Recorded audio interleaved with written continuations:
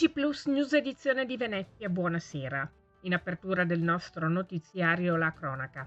Ha patteggiato la pena di 4 anni e 8 mesi di reclusione Angelica Hutter, la donna di nazionalità tedesca che il 6 luglio del 2023 a Santo Stefano di Cadore, mentre stava guidando a folle velocità un'autovettura, travolse una famiglia del veneziano. A causa dell'impatto morirono Marco Antoniello di 47 anni, il figlio Mattia di 2 anni e la nonna del piccolo, Maria Grazia Zuin di 64 anni, residenti a Favaro Veneto. L'avvocato difensore della donna ha infatti accettato la proposta del GIP. Il patteggiamento dovrebbe essere ufficializzato nel corso di un'udienza il prossimo 15 ottobre, è quanto riportano le testate giornalistiche locali. Cambiamo decisamente argomento, parliamo di sanità.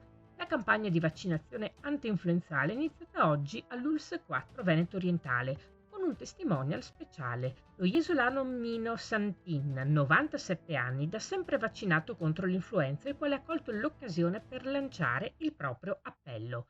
Il vaccino vi aiuta a stare meglio, fate come me, vaccinatevi. Per la campagna di immunizzazione 2024-2025, ULSS 4 ha acquistato 44.500 dosi, che corrispondono a quelle somministrate la scorsa stagione influenzale, dove, con il 57% di copertura raggiunta negli over 65, questa azienda sanitaria ha registrato la più elevata in Veneto.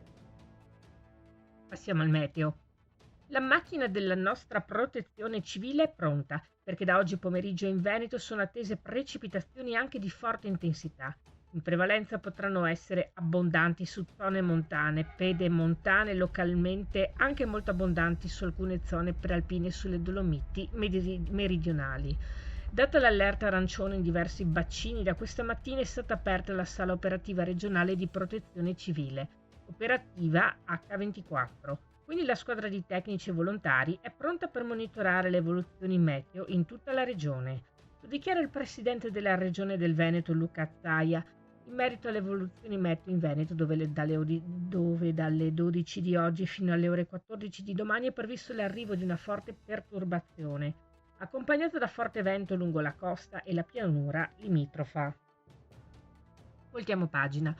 Ultimi ritocchi prima dell'apertura di Fuori di Banco, il salone dell'offerta formativa promosso dalla città metropolitana di Venezia, in programma anche per questa 15ª edizione nel padiglione 30 di Forte Marghera a Mestre dal 10 al 12 ottobre e dal 17 al 19 ottobre. Nei 6 giorni di apertura l'obiettivo è quello di dare un aiuto concreto agli studenti delle scuole medie e superiori della città metropolitana di Venezia e alle loro famiglie, offrendo una guida competente e qualificata all'orientamento nella scelta del loro futuro di studio e di lavoro.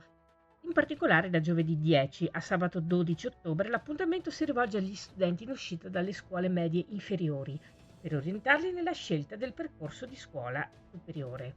Questa era la nostra ultima notizia. Grazie per averci seguiti. Arrivederci.